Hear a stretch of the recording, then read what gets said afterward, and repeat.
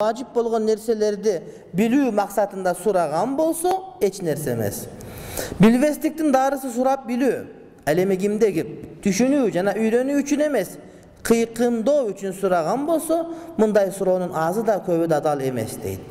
Кыйкымдоо деген эмне? Айыптабуу. Билбесең, билбегениңи сураш үчүн сурасаң, бул жакшы. Билесин, кыйкымдайсың, шеден ширкайта акыйдасы кандай, эмне кандай бир неке деп кыйкымдоо үчүн сурай турган болсоң, мындай суроонун азы дагы арам, көбү дагы арам. Өткөндө интернетте бирөө жазды, 2 жыл болуп калды. Мен бардым. Анан барсам, шуага сабагына катыштым. Анан мен сурадым дейт.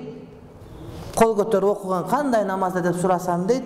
Ошо көтөрбөй окуган туура деп айтып коюн. Ошол жооп болобу дейт. Ага 2 саат токтолгонун билбейт, сага бирине күнү келген, кетип атсаң сурат, анан кийин эмне деп айтасың, кетип атканда басып кетип атсаң. Ага отуруп алып далил менен айтып берип отурасың мисалы үчүн. Ошо далил болобу, далил эмес да ал дейт. Бетим айт ошо жерде. Далил менен сен каката берейин. Анткен жок. Демек кыйкымдоо үчүн сурап атат да. Сага ушундай сурайт, дааратканага кирип барат, эшик ачканда сурап калат да, бир суроо бар деп, аяка шашылып кетип атасың, эшигиң бар аякта. Бул кыйкымдоо үчүн суралган бол. Сурак деген адам отурат маңдайында келип алып. Угат сабакты. Анан бир илимдин бардыгын бир убакта медеп берип кой деп сурагандай көрөт да. Буларды сураган арам. Буларды кыйкымдоо үчүн. Тилекке каршы кыйкымдап сураган бизде мода болуп кетти.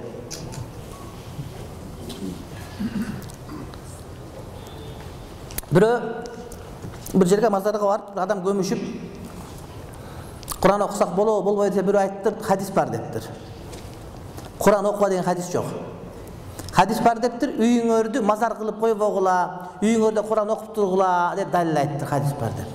Мында hadis билбейм, балким hadis бар, бирок бар болсо дагы мазарда окуwa деген сөз эмес. Ал үйүңдө Kur'an окубай коюпсуң, үйүңөрдө кичине окуп тур деген сөз.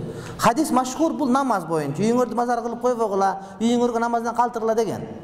Тигинде hadis болгон күндө деле мен унутуп аткан болсом, анын мааниси үйүңдө эле оку, башка жерде окусаң болбойт деген сөз эмес. Ошентип аткан экен, барды hadis айтты деп туруп, барды окубай кетип атат имиш дейт. Эптеп эле hadis деп айтыш керек бир нерсенин бардыгы. Hadistин өзү бар, hadistин далалаты бар, анын түшүндүрмөсү бар, фикхул hadis деген бар. Кичине жинде усул болуш керек аны айтыш үчүн. Өлүктөрдө болбогула десе керек да. Өлүктөрдө болбогула. Үйүңөр мазардай болуп калбасын, Kur'an окулуп турсун деген hadis бар дептир. Күйгүсү жоктой болсо. Ошондой болбосун, үйүңөрдө оку деген сөз. Бирок ал башка жерде окуба деген эч кандай далилат кылбайт ал нерсеге.